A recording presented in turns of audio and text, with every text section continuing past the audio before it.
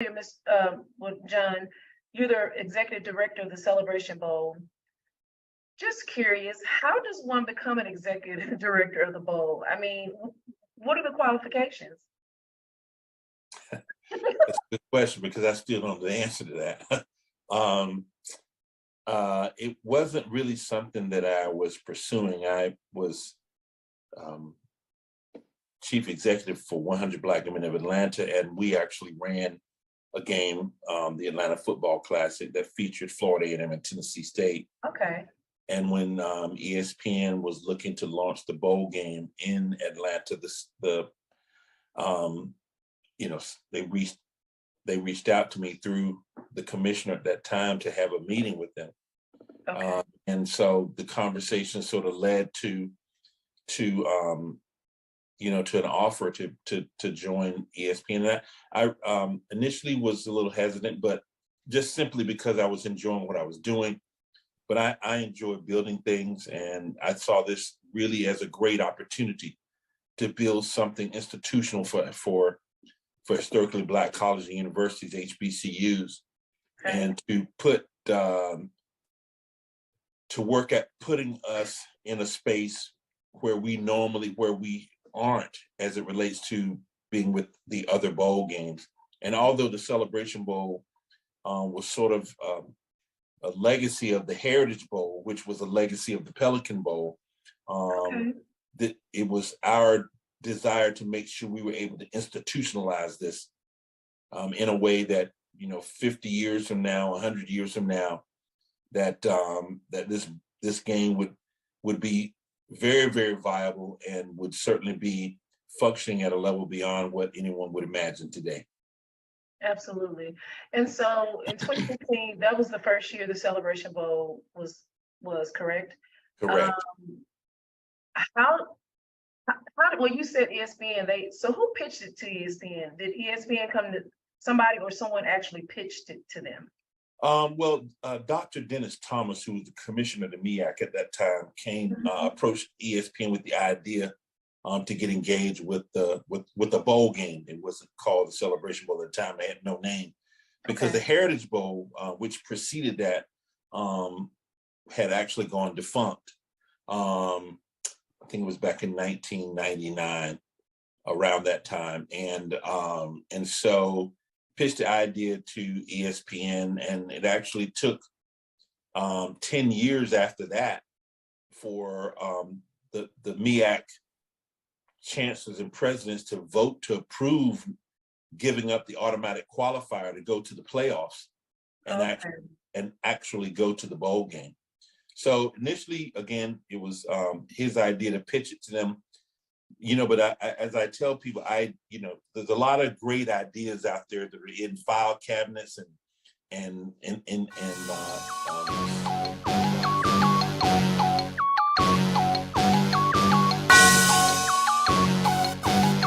yeah. I love my HBCU, and boy, I love it, I love it, I love my HBCU, and man, I hope my team they won one. Yeah. I hope my team they won one. Yeah, man. I hope my team they won one. Yeah. I hope my team they won one. Yeah. I tune into the HBCU Sports Lab to see if my team won or lost. If they lost, I'm quiet as a mouse. But if they won, Team Tab, I'ma do the dab. Yeah. Dr. Cavil, he know what he be talking about. Mike and Charles, they know what they be talking about. They compress the analytic data with the hip hop. If you know them like I know them, they gon' tell you if your team, if they won or lost, and who the ball. So listen to Professor, yes sir, and pay attention, cause he gon' teach a lesson. This is Dr. Cavil with Inside the HBCU Sports Lab with Mike Watson, Charles Bishop, and we are making things work. Mike is out on assignment. Charles is literally fighting the rain, thunder, and lightning in Houston, where the powers went out. So he's using his phone as best as possible. So we might have. Looked like he froze up on us too. Yeah, a little in and out technicality. There he is. Does that. So with that being said, Charles, how you doing today? Other than fighting Mother that is undefeated. Yeah, and she's proven to me she's undefeated. I'm definitely fighting it. No doubt about it. Appreciate you putting all the extra effort in. With that being said, we have one of the best pinch hitters out there in the game. You know, obviously, Professor Extraordinaire, as he is an assistant professor with tenure track last time y'all got the notification on that. We have A.D. Drew. How you doing, Drew? Hey, I'm doing fine, my brother. Doing fine.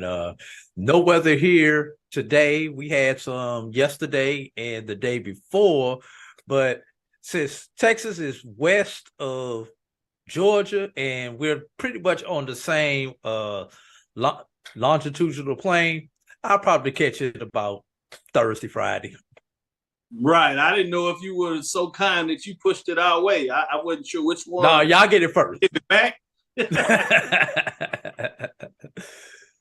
With that being said, welcome to episode 391 inside the HBCU Sports Live radio show and podcast, as we have the countdown to 400. Countdown to 400. The show that's covering the sporting HBCU diaspora, all sports from institutions large and small. From the NAIA to the NCAA, we share insights and information on the HBCU sports culture, HBCU athletic aesthetics, to facilitate the story of HBCU athletic programs in the business of HBCU sports. I'm your host, Dr. Kenyatta Cavil, along with my co-host, Mike Washington Charles Bishop. As I said, Mike Washington is out on assignment, and we have none other than A.D. Drew in the building. We're filming from our home studios and sending a signal live as best as possible, as long as Mother Nature holds up, to our KCWH 1230 AM studios with the Texas Radio Hall of Famer, with multi-Hall of Famer Ralph Cooper. And in fact, this is Ralph Cooper Day. Mayor Sylvester Turner provided, along with the city council, recognized Mr. Ralph Cooper, our Ralph Cooper, that really got us in the game from this side until Roy pushed us to the streaming platform like he did. He really gets a lot of accolades, so we wanted to send him love. Ralph Cooper Day in Houston, Texas. How about that? Yeah, you can't say enough about that, Doc. I'm really excited for Ralph getting that recognition. It's important that he receives his flowers because he's done so much with regards to this Houston sports radio, this Houston sporting environment, if you will. No doubt. Great. I'm glad you chimed in there, right? Because that certainly is appropriate. It means I just have another beer or two, so I'll make sure I call you so you can help me disperse the expenses on that, because he's going to expect both of us. But we'll make sure we get that right. And this is in the beautiful home of Texas Southern University from Houston, Texas. Today's episode of Inside the HBCU Sports Lab is sponsored by THG Agency, LLC. THG Agency is a company that provides sporting and educational consulting and data analytics. A lot going on in a lot of areas outside of HBCU sports and the professional sports. But unfortunately, we're going to stay right here on the HBCU framework, but this is really going to be outside of the sporting context. I have to provide some difficult news. Some is going to make you angry, as historically we know what this means, and this is nothing to play with. Prairie View had calls in today in terms of bomb threats. So they had to cancel traditional work day. Fortunately, for the most part, students are gone. As you know, graduation for Texas Southern and Prairie View this past weekend, as you continue the tradition with a lot of HBCUs having graduation on Mother Day weekend. So that took place, but you still have faculty, mainly staff and administrators on campus. So they had to leave today. I'm filming from at home because we had a gas leak, but it's my understanding that there may be a caller in that called in at Texas Southern University as well in terms of the bomb threat. So same thing happened at Jackson State today. So this is a extremely wretched time in a lot of ways, where literally folks are trying to change black back. And I did say black in terms of those that understand the history to change the time. We just came from Alabama, or at least I did, a couple of years ago, in terms of our time getting ready to go back to Alabama for SWAC Media Day in Birmingham. And we know what took place in Birmingham in terms of the tragedy of the bombing that killed those young women in connection with that. So not whether somebody has the ability to put bombs on campus, but the fact that they understand the triggering of what that does is serious enough. And so all hands on deck to make sure that we do our part in supporting these HBCU institutions in terms of what that looks like. So I did want to say that before we had some brevity in that. Are there some additional comments, concerns, AD Drew, that you wanted to address on top of that as well before we move into some sporting talk?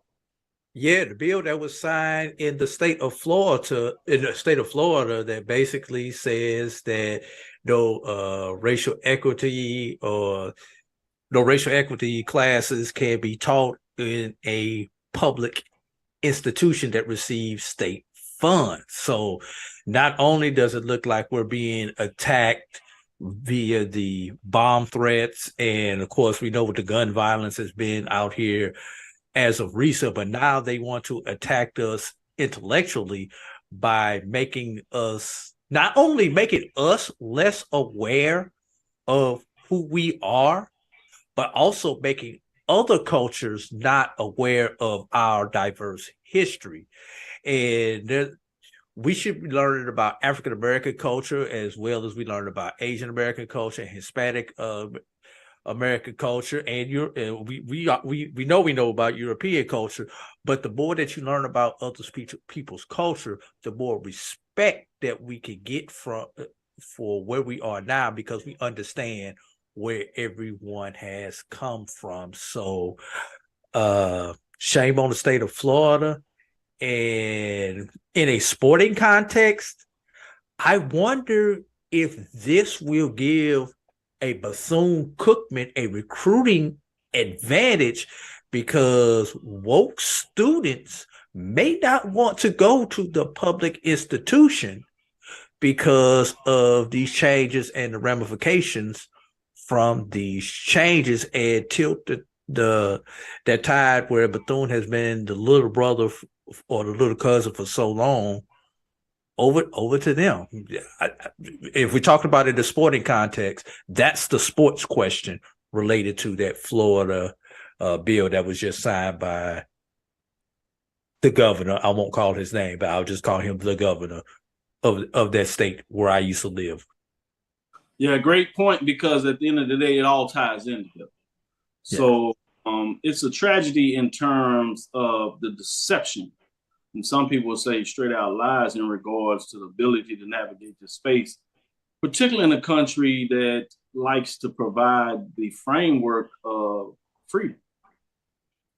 So what happened to that audacity of suggesting that you're in a free market, a free country in terms of you being able to voice your opinion? So it's not so much to say that you may not disagree with DEI or disagree with critical race theory, but the fact that you shut it down.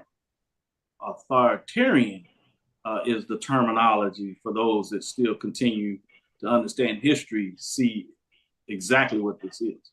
And that is not democratic nor capitalistic in nature. But we'll get back to the sporting context. As you see, I do have my Prairie View paraphernalia on, and that is because this past weekend, among many championships that were handed out across the various HBCU conferences, for a lack of a better word, and a national championship as well, Prairie View A&M claimed SWAC softball tournament title. As you all are aware of, this is back-to-back titles. Prairie View, in terms of their conference, had only lost 2 games, and they defeated both teams that defeated them. In terms of Texas Southern, they lost the last game there, essentially of the year in terms of that series. And then they did get some payback for the loss that Grambling put on them, the first loss that they had on the schedule in terms of the conference race. So kudos to the Prairie View. Obviously, they got it done in a lot of ways. Junior Destiny Smith picked up 8-7 victory over Grambling State Tigers that fought hard, extremely fought. They actually took the lead in that game until Prairie View was able to show their championship medal and come back in that last inning. Junior Jericho Rojas went 11-2, picked up the victory out of the bullpen for Prairie View A&M. That went 27-18. The right-hander went one shutout inning while giving up one hit. Sophomore Aaron Talley led the way offensively for the Lady Panthers, going 1 for 3 in the ball game with a home run, a walk, and 4 RBIs. Grambling did get it done in terms of Lauren Irvin and Kadisha Collins Pace, the GSU offensive attack, with 2 RBI each. Freshman Mia Nunez provided a noteworthy performance as well, going 2 for 4 with a double and an RBI. Smith also chipping in, going 1 for 2 for Prairie View A&M with 2 walks and a RBI. So kudos to Vernon Bland. I actually was in school with Vernon Bland, so that's kind of cool to see somebody that you walk Prairie View campus, the yard as we like all to call it, obviously the hill for those that are familiar with this part of the West area. I know a lot of other folks use that vernacular as well, but it was very enlightening, very calm. So kudos to all those involved in terms of the championship there. SWAC alternate teams, Jocelyn Davis, Bethune-Cookman, Kerry Parker, Alcorn State, Kerry Howard, Alcorn State, Kristen Edwards, Alcorn State, Marsha Hunt, Alcorn State, that went into the loser bracket but gave everybody they wanted and was one of the final 3 standing, with the final 3 coming out of the West. 4 out of the final 5 were out of the West Division. The first 2 teams to go 2 in barbecue. The leader tournament out of the East. Oddly enough, were the top 2 teams. So it was intriguing in terms of how we like to look at the dynamics between the West and East. I would be remiss if I didn't jump in here. North Carolina Central wins the MEAC. They were forced to go to the winner take all game as they lost the first championship game. Coppin State coming out of the loser bracket, but Coppin State lost against North Carolina Central in the second matchup on Saturday. That was on ESPN Plus. As North Carolina pulled out the victory 6-2 to win their first ever MEAC championship. Game was held there.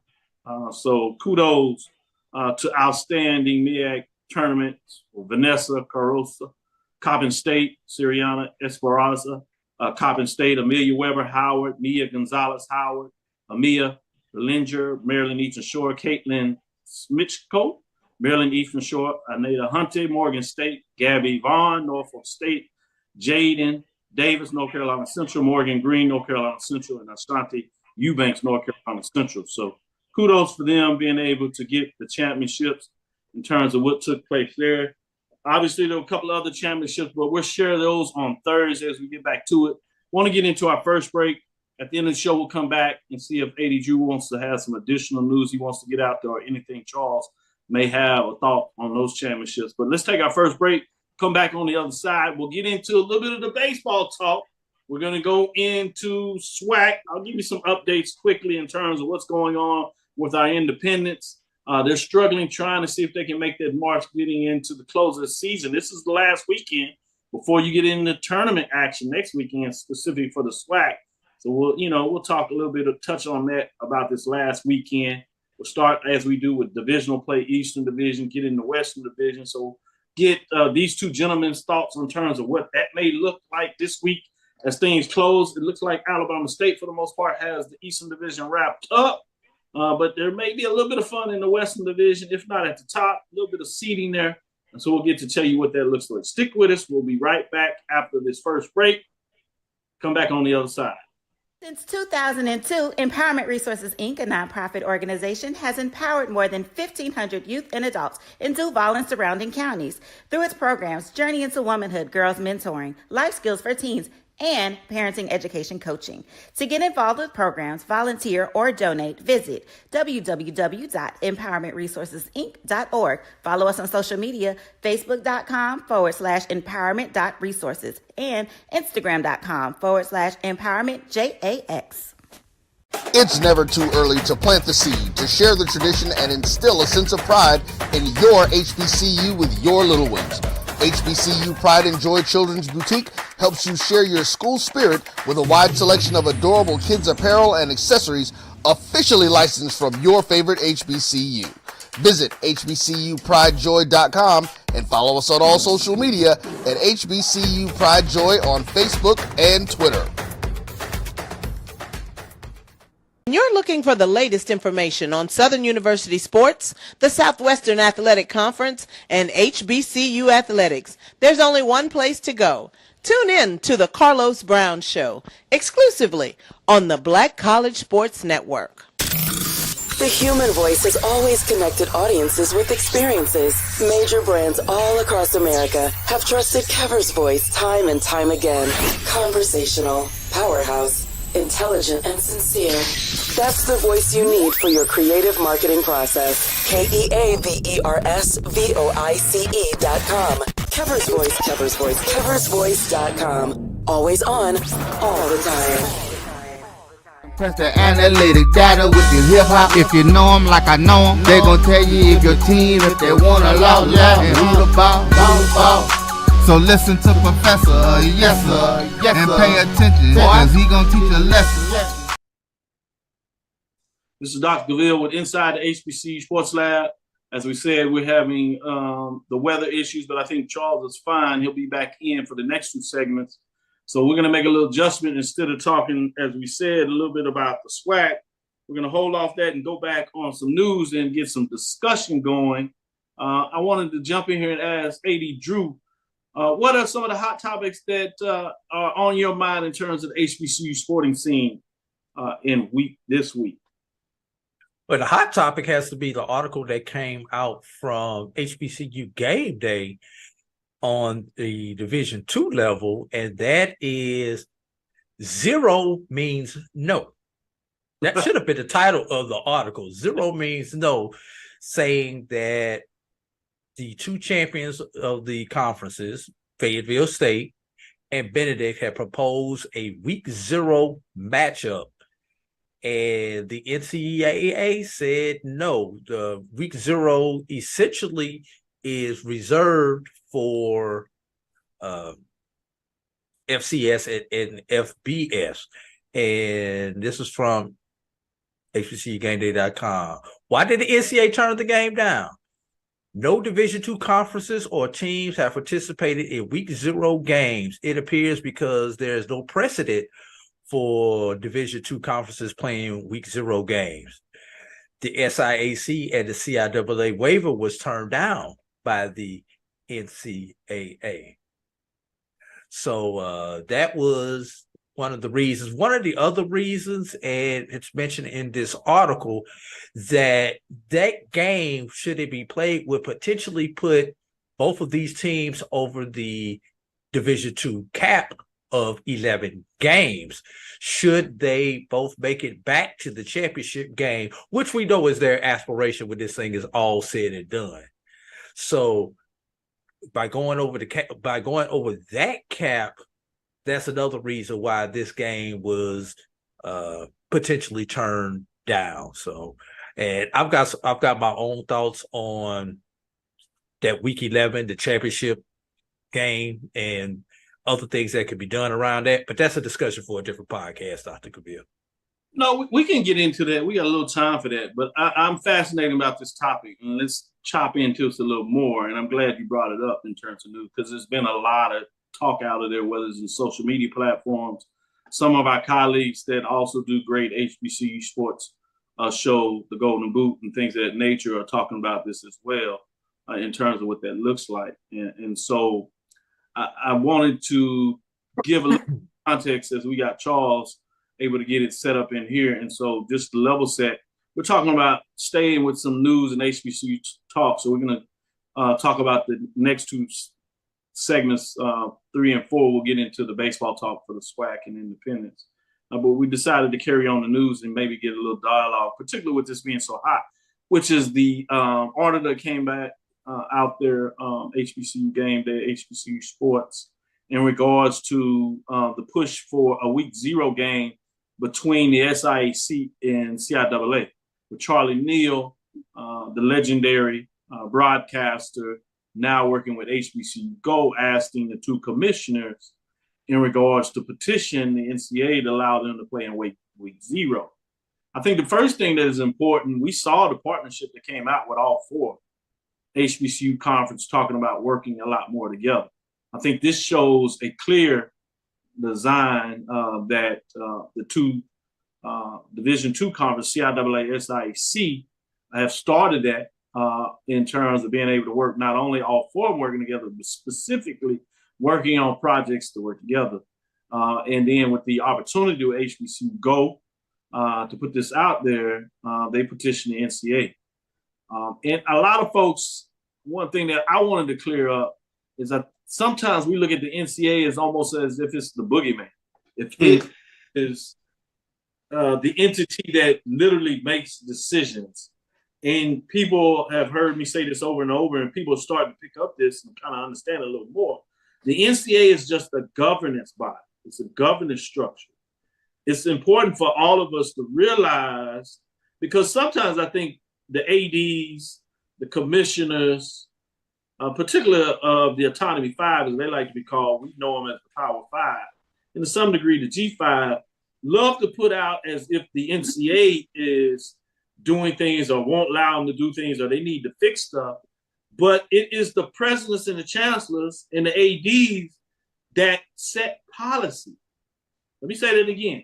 It is the chancellors and the presidents at each divisional level where they voted. When we talked about the transformation committee, one of the things they put out there is each division now has the ability to govern themselves, even more so in terms of the ability to navigate the space with the best practice for them. So the presidents and chancellors put these rules on the books in terms of what they're doing. They vote on this, and these committees are held at each level, sometimes by senior women administrators, ADs. They put policies together. They go up to the presidents that vote on it, and then the NCA as a body led by the president of the organization just govern it. It just governs the process. They don't set rules. They don't set policies. So it's not what the NCA did. It's the fact that they govern the policy. And this is where we need to be clear. It was the NCA Division II presidents and chancellors that voted on the rule that week 1 must start in this. And I'm reading it from the NCA.org bylaws, right? I can give you the page and everything. You can Google it up yourself. And this is 515 of 23, latest version. Page 306 is the first breakdown of figure 17.2 that talks about playing and practice season. This is the rule. It starts on football. You can look that up. It's 710-10 because that's the NCAA rule and bylaws. So I'm just reading. This is not me being quote unquote smart person. I just know what the rules are, and I know that you can go look them up. So it says football, first practice date, 24 days prior to the first permissible contest or 10 days prior to the first day of classes, whichever is easier. That's what the presidents of Division II and chancellors set. All the NCAA is going to give you and say, hey, this is what you can do. This is what y'all voted on. So no, you can't do that. The second thing is first contest date or date of competition. Thursday preceding September 6th. That's what the rule. That's the rule. Mm-hmm. And what the Division II people voted on. That ain't the NCAA. They just say, hey, that's what you said. And end of the regular playing season is conclusion of the NCAA Division II football championship. So that's their calendar. That's all the stuff in there. Now the presidents and chancellors have every week, and this is good because now the presidents of the CIAA and SIAC can petition the other presidents and say, hey, we need to do this. It's better for our leagues. Let's carve out bylaws that allow us to do this. Then the NCAA is going to be like, yep, that's part of the bylaws. Y'all voted, y'all ratified it. We'll sanction. That's the process. So it's not NCAA with the person that is a czar, even though some people say they should have a czar, and I'm not necessarily disagreeing with that. But just wanted to make sure people were clear on the process. With that being said, let me shout out some of the great lab listeners out here: Jerome, Jeep Sutton, Emma Price, Chuck Hunt, G Boom Holly in the house, Edwin D. Moore, Benita Bowling, Silas, Edward McMorris, Arby Parker. Good evening, gentlemen. As he says, a lot of folks are paying kudos and saying good evening on here. Varick Williams, Southern. I see the Jags are woken up. I see you back, Varick. Jags must be playing pretty well. It must be close to tournament time. Here. Always for Jags. Ron Waters, Ricky Burton. I kid you because I care, Varick, with the blue and gold glasses. Nothing wrong with being a super fan, though. We need more of that. Carol Keelam. Who else we have? Charles Edmond. Appreciate the love, Charles Edmond. Doing the strongman contest on the radio with the softball. Kudos to him. I agree with Carlos.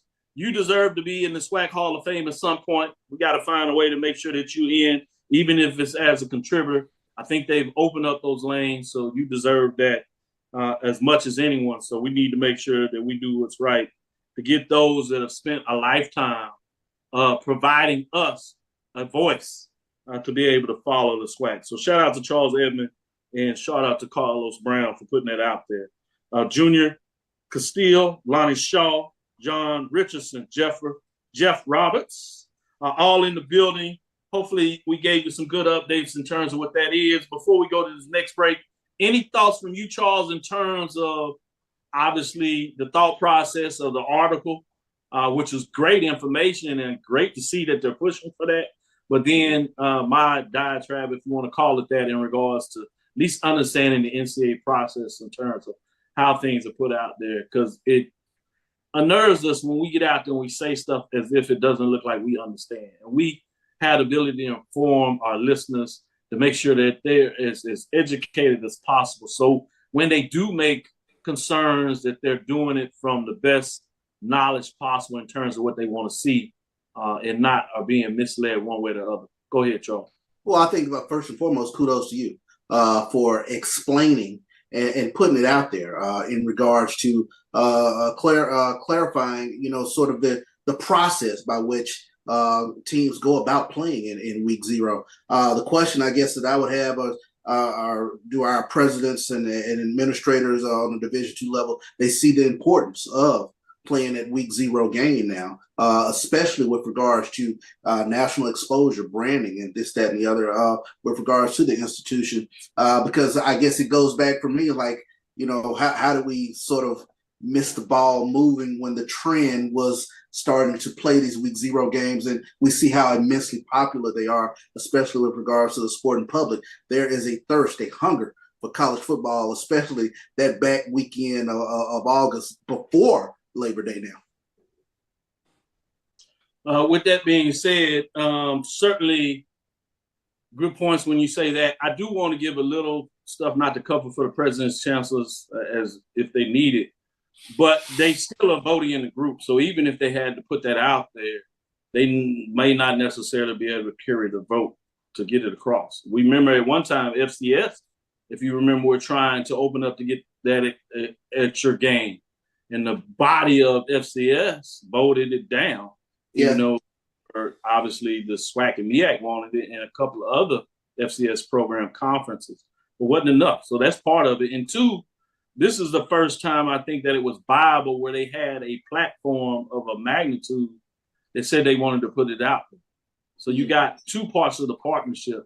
Not only are you willing to do it, so even if you saw it, I'm not sure if you didn't have the vehicle to distribute where you can get the brand awareness, would you have kind of known that? So I do want to put that on the table to your overall point of something more consideration.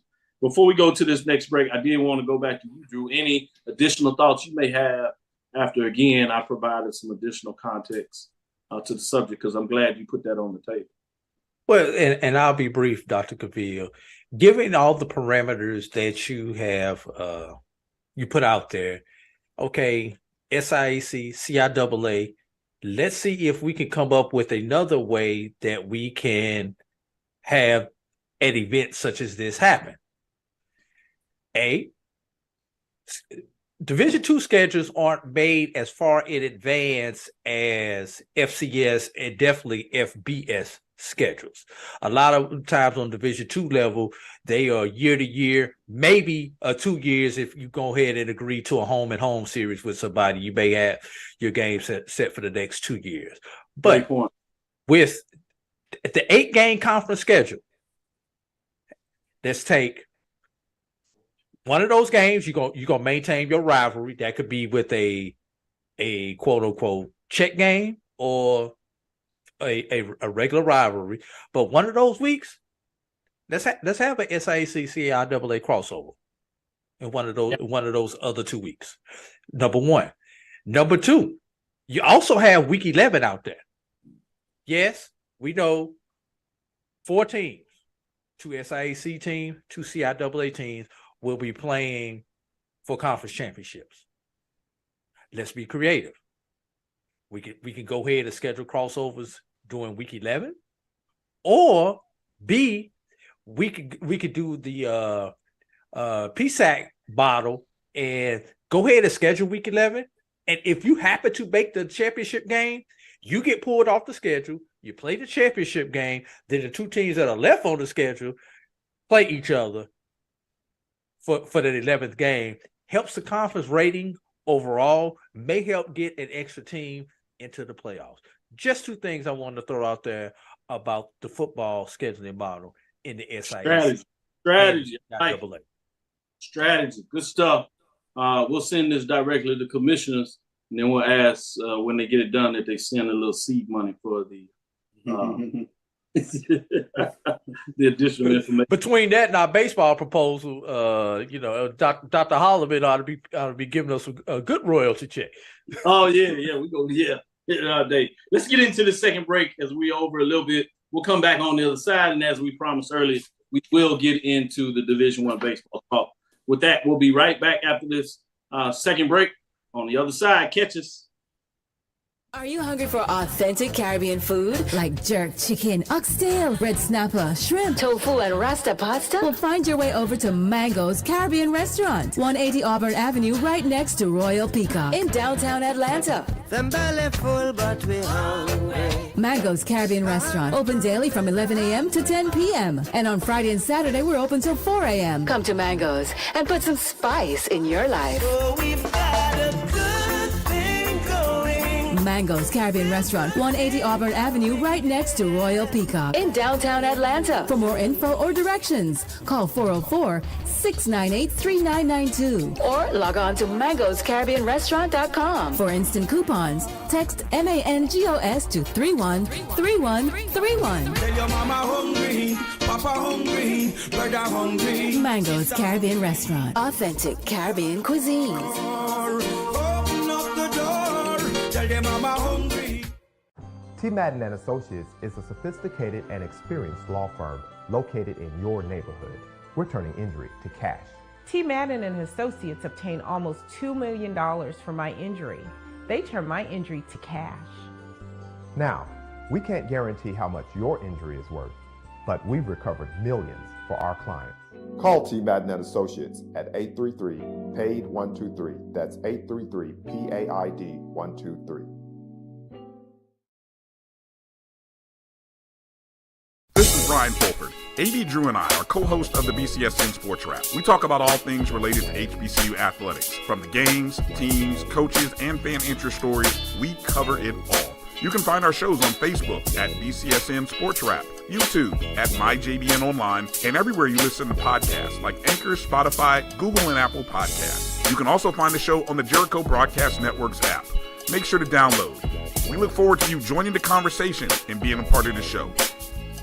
Compress the analytic data with your hip hop. If you know them like I know them, they gon' tell you if your team, if they wanna loud, and who the ball.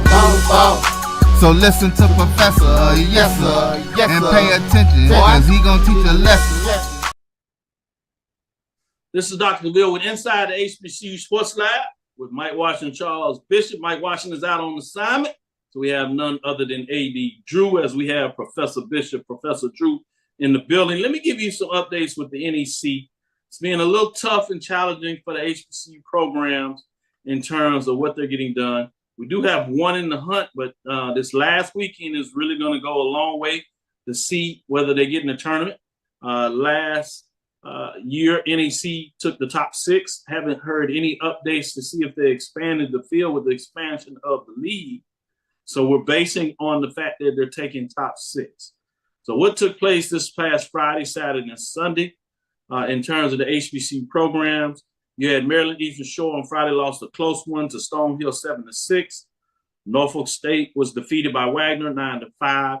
Delaware State plays Coppin State, so the HBCU matchup has the Eagles defeating Delaware State 12-7 in terms of what took place on Friday. As we move into Saturday, give you a little update there, and I don't want to spoil it for you, but the team that you want to keep your eyes on if you listen to these scores are, for the most part, Maryland Eastern Shore. Talking about Maryland Eastern Shore, they lost the Saturday contest to Stonehill 14-2 in terms of that matchup, which was tough. Wagner defeats Norfolk State 14-2 as that continues to go down in terms of what took place. You didn't have the Delaware Coppin State game on Saturday. Like a lot of places, you're dealing with the rainouts here and there. Moving to Sunday to give you the final parts of that matchup. Stonehill gets the sweep, which was tough for Maryland Eastern Shore as they are fighting for that top 6. Give you a little update of what that looks like shortly, but the score of that game was 13-2, Stonehill over Maryland Eastern Shore. Wagner sweeps Norfolk State 6-3 in terms of that matchup. And you have 2 games played with Coppin State and Delaware State as they were able to get them in on Sunday. Coppin State defeats Delaware State. First matchup there 12-5. And they go ahead. Coppin State gets the sweep as they defeat Delaware State 16-11. And so in terms of the conference race, what does that mean? If we're going based on what we know, the top 6 teams get in.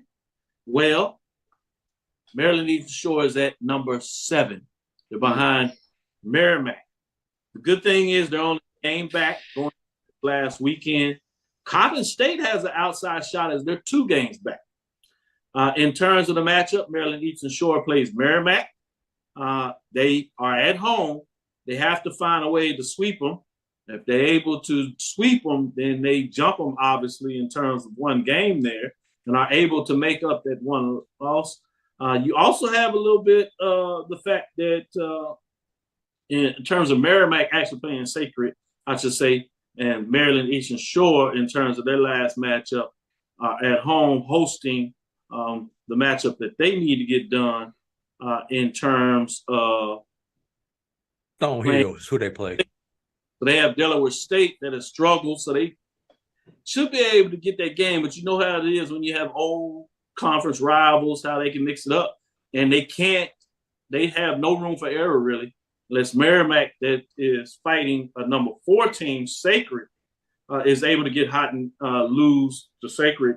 Very much possible as Sacred Heart is in the 4th seed in terms of the matchup there. So a lot there just to say that Maryland Eastern Shore, at the end of the day, to kind of start things off, they got to find a way to bring out the broom and sweep Delaware State. We'll see if that is the action. Just give you a little update on the independent program as they've kind of tailed off. You have that program trying to get it in. Go ahead. Doc, yeah. Coppin actually probably has a better chance than Maryland Eastern Shore, even though they're 1 game back of Maryland Eastern Shore and 2 games back of Merrimack. Coppin plays Norfolk, who sits in the cellar of the NEC. So a Coppin sweep, they could jump both Merrimack and Maryland Eastern Shore to claim that last spot. Are we expecting a Coppin sweep? They're playing Norfolk, who's sitting in the cellar. So it's mathematically, the advantage of the 2 Maryland Eastern Shore and Coppin, it goes to Coppin. Who's at home for that game? Hold up, I'll give you just a second. Sure. Coppin's at home. Oh, okay. That's the other thing. Getting over to the Colonial, North Carolina A&T for a while was fighting to be able to be seated in the tournament in terms of the Colonial, but they've really fallen on hard times. They're 3rd from the bottom. Only teams behind them is Monmouth and Townsend. They sit at 11-17 in the conference race. They have gotten some victories of late, but the last couple weekends have not been kind to them. in terms of what takes place there. So they're really the long shot. So all your eyes, as you all too said, is about Coppin State and Maryland Eastern Shore. Can they find a way to get some little magic this way and get some things done in terms of what that looks like over the weekend? I'll be interested to see what's that all about in terms of these conference races. Just to give you due diligence, the game on Friday, North Carolina A&T lost to Elon 11-2.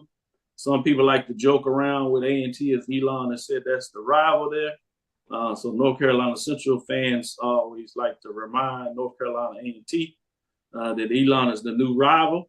But I guess in terms of a rival matchup on Saturday, North Carolina A&T fights back and gets a win, 11-9, which means you go to the rubber match on Sunday to see what takes place there.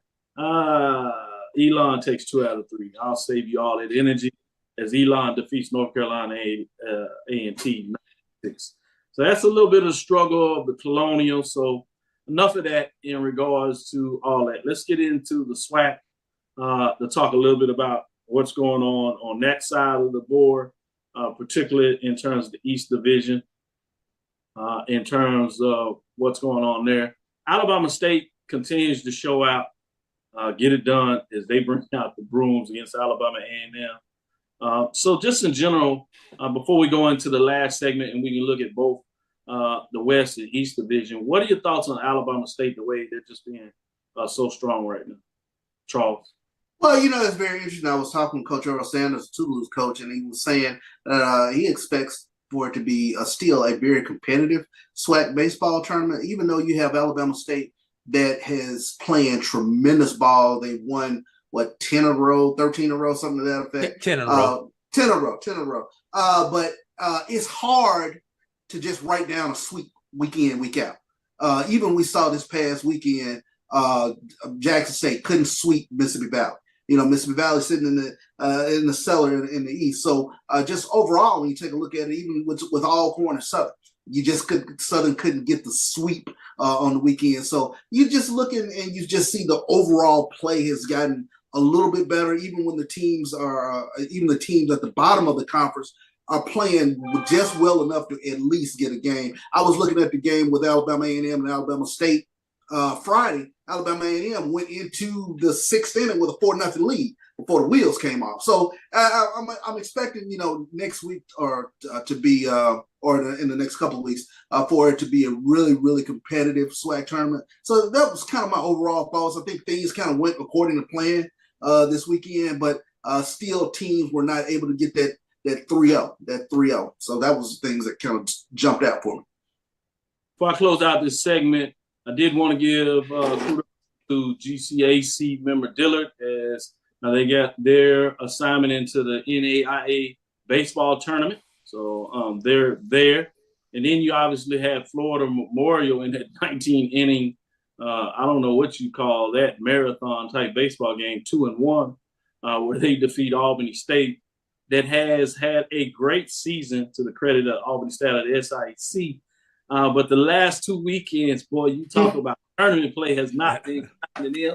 They've gotten right to the doorstep, if you would, in terms of some matchups. And they have lost classic games to put them out of the tournament. 2 weeks ago against the SIC in the elimination game between Savannah State, the rivalry game that goes 13 innings that is covered and broadcast by the BCSN. They lose that game. And then obviously in the Black College Championship presented by Tyson, they lose that game to Florida Memorial. So kudos to Florida Memorial to getting it done in that 5-4 victory over Albany State in terms of that 19-inning game. Crazy in terms of what that looks like. Drew, any thought process in terms of Dillard getting that bid to the NAIA tournament in the first year of the baseball program, getting hot in the baseball tournament, getting it done? That's what baseball is about. Streaks. Baseball is about being hot. When you're hot, you're hot, and sometimes when you're not, you're not. Talk to somebody very close to the Albany State program. I don't want to say their specific title because I don't want to call them out, but His quote was, "We've been choke artists the last couple of weeks." Yeah. Ouch. Ouch. Yeah. I mean, they lost, and you talking 1-run games. Most of their losses this year have been 1-run games. They have not gotten blown out this year. So you get all these say in a close game, and it seems like they may possibly choke. And I'm gonna go out with this. Why is it that in the Northeast, in the CAA on the East Coast, everybody's played 27 games? Can't get that in the SWAC? Oh, I'm sorry. Let's get out of here on this one. Let's go to break on that. It's thunderstorms. We in the South. Guess what? I'm just saying they done figured out a way to make up all their games. Everybody has played 27 games going into the last weekend, except for one team. And then one team played 30 games because they have an odd amount of teams. So they were the team that went first. They've gotten all their conference games in going into the last weekend. I'm just saying. Just saying. Stick with us. We'll be right back after this last break. We'll get in on the other side and we'll talk about some of that SWAC baseball. Those oddities of who hasn't played, who hadn't played, and what it may look like going into the tournament based on ranking. Percentages. And stick with us. We'll be right back on the other side. We'll talk about what took place this past weekend and maybe a hint of things to come as we get into the last weekend of SWAC baseball. We'll get regular season Eastern and Western Division champions. And then it's time for the tournament. Top 8 seeds go. I think that's pretty much a lot. We'll come back on the other side. Stick with us after our last break. Nope. Come on, him. Ooh, I like him.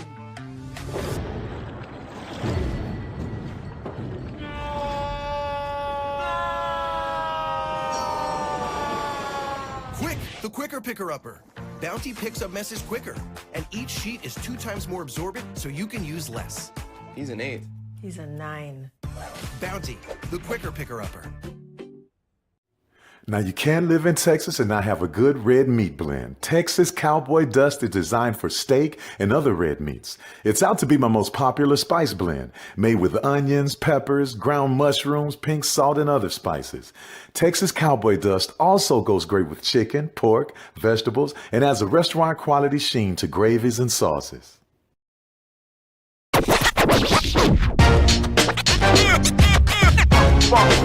It's like a loop machine. All around town, people trying to get down. Vanilla smoked sea salt seasoning is for seafood. The tarragon and fennel bring out the natural sweetness in seafood. I also use it in rice dishes, on yams, asparagus, blueberry pancakes, and believe it or not, chocolate chip cookies. Vanilla smoked sea salt adds a salty and savory component to sweet dishes that create a symphony for the tongue. From novice to aficionado, find yourself here. High quality cigars plus personal customer service. Slow Burn is Waco's only mobile cigar lounge, featuring a meticulous, curated collection of premium cigars. Visit our website, www.slowburnwaco.com. That's www.slowburnwaco.com. Press the analytic data with your hip hop. If you know them like I know them, they gon' tell you if your team, if they wanna law, and who the ball. So listen to Professor, yes sir, and pay attention, cause he gon' teach a lesson. This is Dr. Cavil with Inside the HBCU Sports Lab. As we are joined by the team, Professor Bishop and Professor Drew getting it done. Let's get in here and talk a little bit about the SWAC. Let me give you these scores first, give you a breakdown on the divisions, and then I'll go to each of you to kind of decide which division you want to concentrate, if not on both. Things are getting interesting. One thing that is intriguing to me, there's a little discrepancy in terms of the records for teams. And that's whether you check the Southwestern Athletic Conference or you check d1baseball.com. I've actually did the schematics in terms of teams played, but on the SWAC site, you have like some duplication of scores of games and it's going into the record. Like, for example, Prairie View and Southern have played 5 times, even though they have them listed playing at 6. One of those are duplication, and there's 1 or 2 of those in there. So there's a little bit, so do not go strictly by the record, and we'll try to give you the updates and clean it up for you.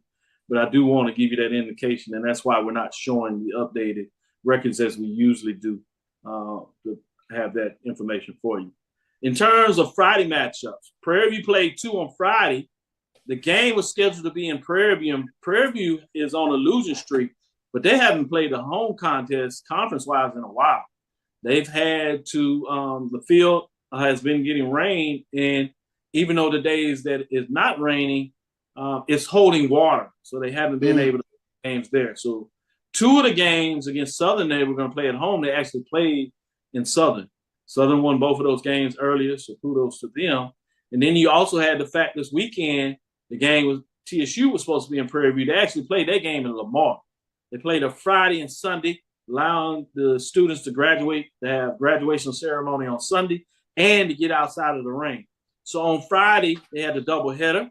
Texas Southern and Prairie View. Texas Southern won the first game 3-2, and Texas Southern won the 4th game 4-2. You have the picture. Kudos to Ryan McGinty going on and talking about the fact that 100 plus strikeouts. So he's been over the 100 strikeout mark. And Abraham DeLeon, yeah.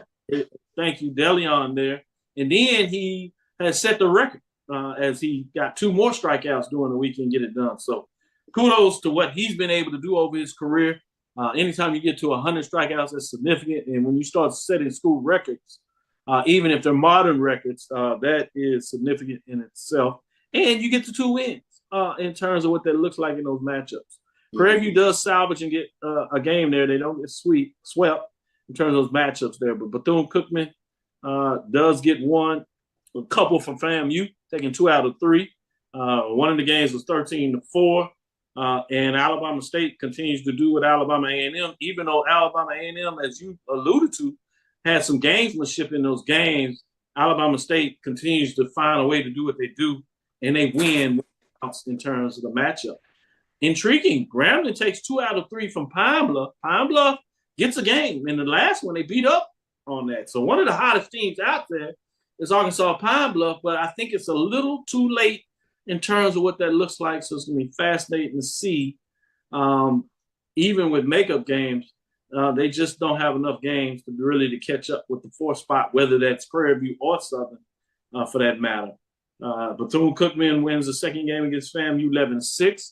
Jackson State continues to kind of roll late in the season as they seem to right in the ship in some ways. They defeat Valley. Rivalry game 4-1 there. I told you about Grambling defeating Arkansas Pine Bluff in that 2nd matchup 15-11. Southern defeats Alcorn State 3-0. Southern is hot in terms of what they've done of late. Alabama State over A&M 6-3. Jackson State over Valley, again, doubleheader there 12-2 in terms of Saturday matchups. Sunday, when things get going, you have your updates there in terms of Prairie View getting a shutout. Texas Southern getting a Prairie View shutout over Prairie View 2-0. FAMU over Bethune-Cookman 5-4, saving the ability not to allow Bethune-Cookman to get the sweep. Bethune-Cookman, although a couple of weeks ago, it was struggling. Talked to the coach, said some injuries out there, but over lately, in terms of getting 4 over Alabama A&M, 2 out of 3 for Bethune-Cookman. They have pushed all the way up to the 2nd spot. I told you about Southern getting a sweep over Alcorn State 5-2. Alabama State does defeat A&M and get the sweep 10-3 in terms of the last game. Arkansas Pine Bluff, Pines Grambling 18-8 to get the win, at least a win out of that 3-game set. Mississippi Valley State comes back over Jackson State. I happened to be traveling on the phone and saw them. That was a last inning big bat, 2 RBI hit to take over Jackson 7-6. They hold on and able to squeeze out a game there. Kudos to Valley to continue to fight. And so Alcorn State does get a game from Southern 9-8 in terms of those matchups. So you do see a couple of games where teams are playing 4 games, trying to get some of those rainouts that you talked about, Drew, getting the game back here in 2. And so it's some fascinating.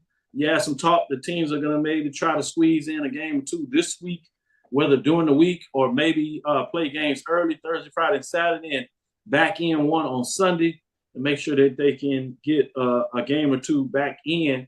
The tough thing about the scheduling is it's not like they missed the whole series where you could just schedule a series maybe if you do it. It's like a game here, particularly with Southern. Southern had 2 games canceled against Texas Southern. They had 1 game canceled against Prairie View. So you have those kind of oddities coming up in terms of that. And Pine Bluff has 1 or 2 games against 2 or 3 teams where they're missing. So that's the other trouble in terms of making up a game. You have to travel to multiple locations or get teams all to agree to come to one location to play multiple games and get the facility. So it's going to be fascinating to see what that looks like in terms of that matchup. Last thing here is just to give you an update before I let y'all jump in here, give me some thoughts. I told you Grambling is winning the division 20-6. Texas Southern sitting at 15-9. In second spot, Southern at 14-10. In terms of that ranking, I believe it's actually 13-10 in terms. I was about to ask.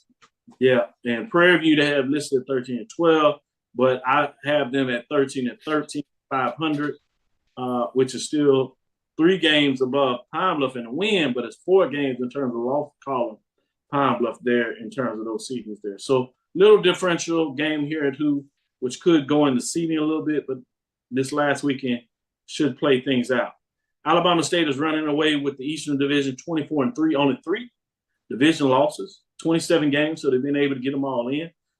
Play their last series this weekend where they travel to Tallahassee, which will be interesting because FAMU wants to see if they can improve their seeding because sitting in the second spot is Bethune-Cookman.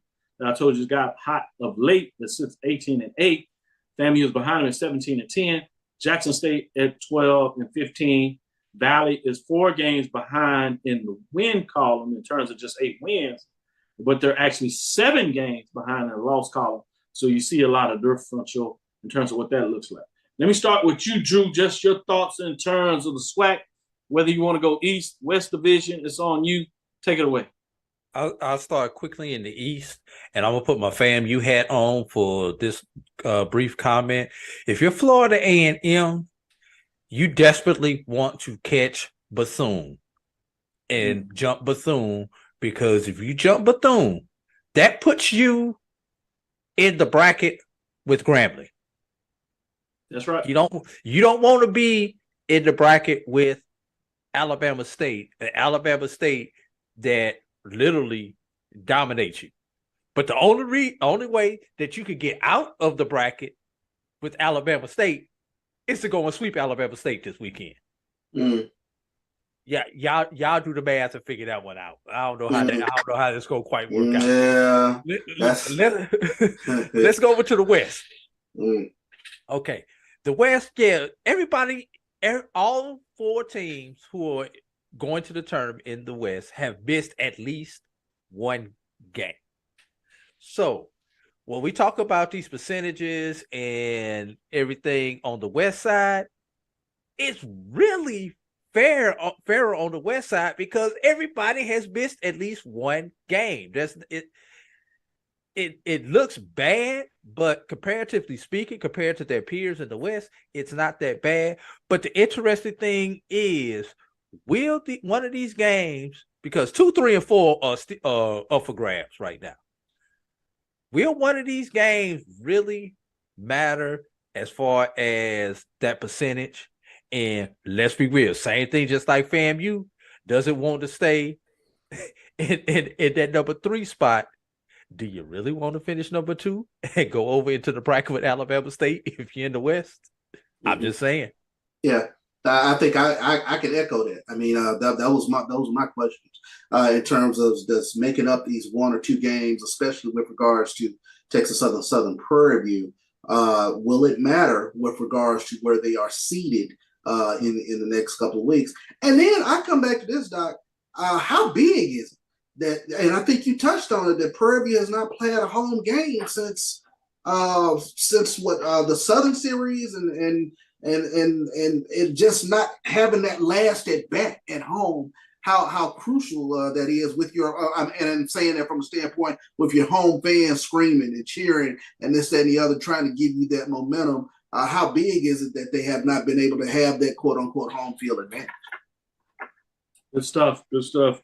Great breakdown in terms of what goes on there. Let's go ahead and get out of here and close it up. I did want to give the update. Barrett Williams says, well, teams have to make up the games.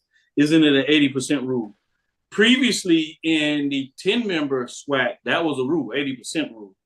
With the expansion, which also expanded the number of games and did not provide an open week, when you had 5 teams, you actually had a week throughout the season, the 10-week season, where every team had a week off. When you expanded to 12 and went to 6 divisions, you increased the number of games significantly in terms of games to be played, but you also eradicated the open week. Remember, in the previous framework of the SWAC, when there was 10 members, you had a week off before the championship game.